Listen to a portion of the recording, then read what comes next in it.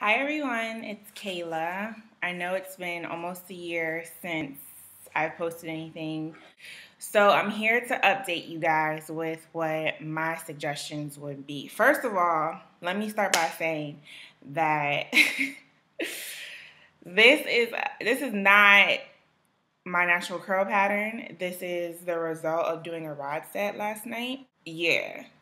I don't want y'all to think like, whoa, like her hair grew so fast or got super curly. She has good curls, whatever. Like, that's not the situation at all. This is a rod set. So I first start off with saying that. In 2 weeks, I will be 1 year natural, going by my last relaxer. When I decided to go natural, it was about 8 weeks after I got my relaxer. So I'm still learning myself. And I definitely am a fan of helping other people learn, but I'm not really big on giving people advice and suggestions if you still have yet to learn yourself. So bear with me on this natural hair journey. And one of the things that I kept seeing when I first decided to go natural on YouTube and hair blogs, for transitioners was kind of like a guideline set up by month.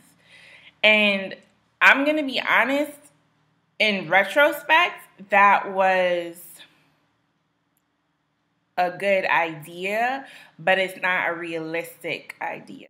I think that your natural hair journey should be measured by length of hair and time and speed of hair growth, not by the actual months, because everyone's hair grows differently. And I was starting to realize around the 6-month mark that my length and my stage wasn't equivalent to some of the natural hair blogs and other YouTubers.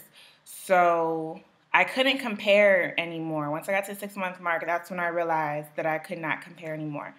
And so my biggest suggestion for people who are transitioning is that you don't go word for word on what you read, because everyone's hair grows differently as far as speed, as far as curl pattern, obviously. But I think that it's good to have help as you go along. So that's kind of the main reason why I'm back at it. I'm realizing that I shouldn't, be withholding information from you all. I should be helping if I can. So yes, I think that your hair journey should be something that you realize isn't going to be the same as everybody else's. That's the one recommendation I can say is probably synonymous with every YouTuber, every hair blog. The underlying factors that everybody's hair journey is different. And so that's one of the things you definitely need to keep in the forefront of your mind if you're transitioning. The second thing I want to say is that I guess if you're really going to go natural, and this is probably something that's in a lot of transition recommendations as well, you need to have patience. I can't even put into words how much patience you need to have, because I just can't. I don't know why. I need to actually sit down and maybe write it first, because I'm so much better at writing and then being able to verbalize how I feel rather than just coming off cold, kind of like what I'm doing now. But you need to have patience. I on so many occasions was like, you know what, I'm about to just chop off my ends, because these relaxed ends are getting on my nerves. Like, I couldn't do anything that I wanted to do and that I thought that you had to do in order to be natural, as far as styling. And I really wanted to do the natural styling. It wasn't like I was doing, the straight hair on purpose. And really was conflicting with being natural and having curly hair. I really want to embrace and get to that moment where I want to embrace my curly hair. But because of the pattern, the growth pattern, and the timing of my growth, I had so many different moments where I was like, I'm about to just chop off my hair. And I had to go back and look at my list of goals that I gave myself when I decided to transition into being a completely natural girl. And if you go back and watch the first video, I did say, like, I'm not going to cut off my hair. I'm not going to big chop all my ends until at least 365 days, 1 year's time. So now that I'm getting to that mark, I am considering it, but at the same time, I'm about 50-50 with if I'm going to big chop or not. I can continue to grow out my relaxed ends and be okay with it, I think. I don't think it'll be that much of a struggle for me because I've been transitioning for a year now. The third thing I want to say about transitioning is that your safest bet for healthy hair is to protective style day and night. Okay? Like, if you really want to see the growth going fast, not fast, like overnight, 2 week, 4 week, but if you really are interested in seeing your hair grow a little faster, then I would heavily suggest doing protective styles.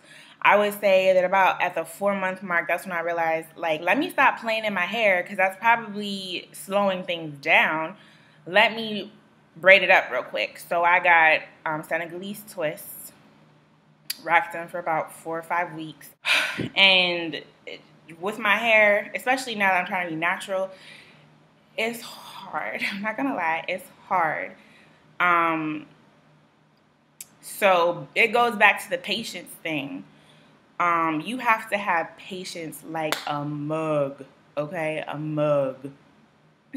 So please realize before you get into it that it's not going to be a fast thing at all. You need to have patience.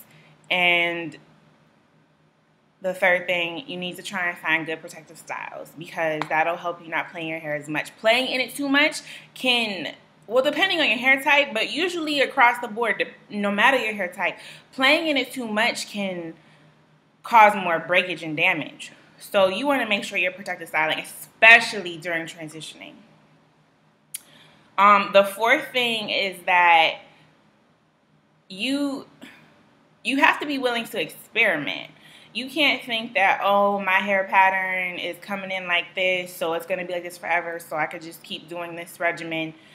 You have to find a regimen, first of all, and it does change. Like, once you have full, no relaxed hair at all, natural hair, then it probably won't change as frequently, but at least for me, what I found is that I had to keep creating new regimens because my hair was at different lengths, different stages, different drynesses, different moisture, all these different things that I had to consider pretty regularly within this past year. So you have to be willing to experiment. You can't just think, like, this is one thing I cannot stand about people who have natural hair.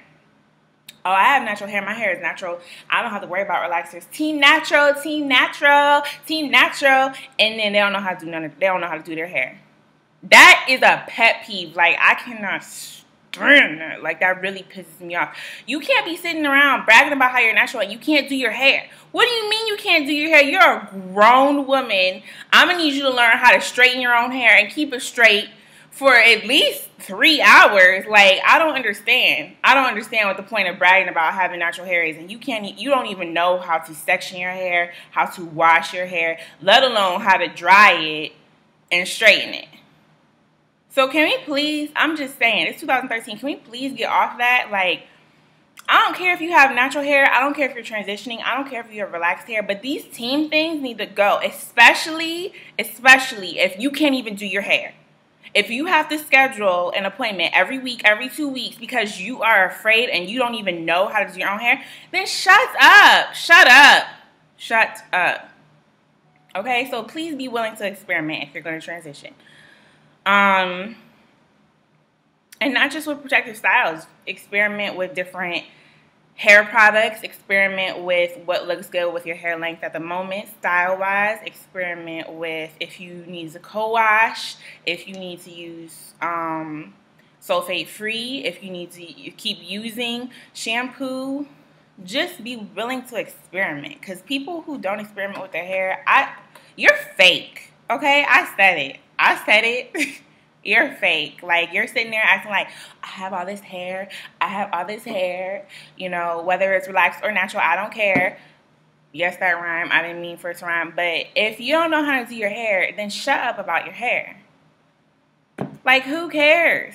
I just, it's just a pet peeve, okay?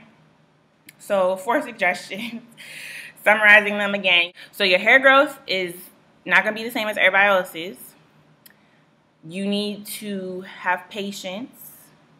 You need to consider protective styles. And you need to be willing to experiment with your own hair. I guess the 5th and final suggestion for if you're transitioning is to make sure you're doing your research. There are always going to be new products out there. Ladies, the market for natural hair and transitioners is exploding. It's never been this big before. I used to go to Walmart and find, you know, 2 products for black people, Motions and olive oil. And now it's like there's a whole aisle, and one side of the aisle is for relaxed and one side is for natural. So big whoop to us, okay? Big whoop to curly girls, because finally they're getting it. So just continue to do your research. Don't think that, oh, I mean, there are the people who say, like, you know, if it's not broke, don't fix it. But make sure you're still doing your research as far as what regimen to have, what products to use in your hair, you know, what's good for your hair. So those are my 5 suggestions, guys. I'll be posting a lot more, I promise. I talked to Tamika and told her, like, I'm ready now. Like, at first I was trying to figure things out. I didn't really know what to say because I was still figuring it out. But now I'm at a point where I feel like I can share my journey. So, okay. Bye, y'all.